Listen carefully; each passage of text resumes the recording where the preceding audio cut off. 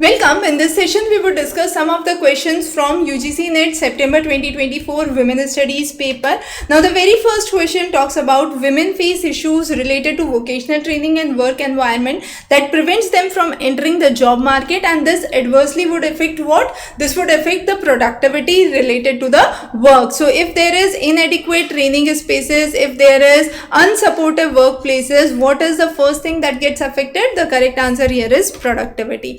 The next is, which of the Indian feminists wrote the work Under Westernized Feminist Scholarship and Colonial Discourse? The correct answer is Chandra Talpade Mohanty. Now, this work was first published in 1984, and this is considered as one of the major works for post-colonial and transnational feminist theory. And this feminist scholarship has been worked with the critics which represent the third world women as homogeneous oppressed group and therefore reinforce the colonial power dynamics. The next is social learning theory was the theory which was given by Bandura. We have discussed this theory in detail in one of our lectures. So it talks about observation, imitation and modeling, one of the very interesting theories by Bandura. So you can refer more in the lectures for this. The next is trickle down is the term when we are saying that the effects are reaching each and every nook and corner. Now this, if you are familiar with the daily vocabulary, you can even solve these kind of questions. But yes,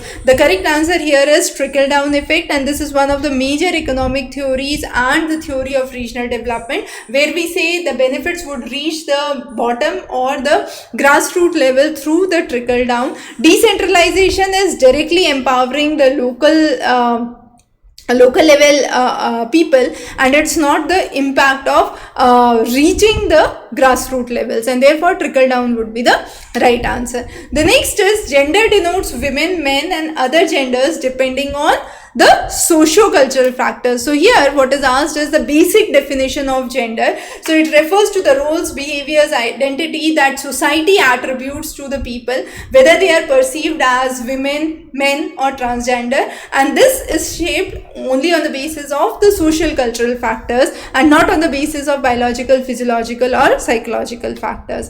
The next is, according to Marxist feminists, what is the primary goal of analyzing gender relations? So according to Marxism, it is important to identify how genders operate in the society and how they are connected with the process of production and reproduction. So that is how the primary goal of Marxist feminism reveals that gender inequalities are deep-rooted in economic exploitation and division of labor rather than the cultural and the personal factors are important, and this approach emphasizes on the basis of gender operation.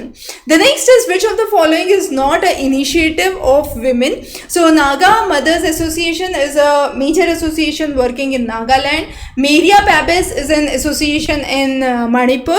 Mahila Samyak is one of the major programs by government for empowerment and education. Nagalem is not a women initiative, it is the homeland area of Nagaland as it is being called as. So it's more of territorial and political based movement, not a women initiative. So this would be the option here. The next year, the last question that we will be discussing for today is, women studies emerged as a distinctive and an integrated field of study back in 1976, and this is when the subject was recommended under the Committee on the Status of Women in India and under the UN Decade for Women, which lasted from 1975 to 85. The first women studies centers were established across India, and this was under the landmark year 1976. So very, very important. Now these kind of questions have been asked. This was just a insight to give you for what kind of questions to practice for. For more information and practice material, don't miss to refer the content here. Thanks for joining in. Have a great day ahead.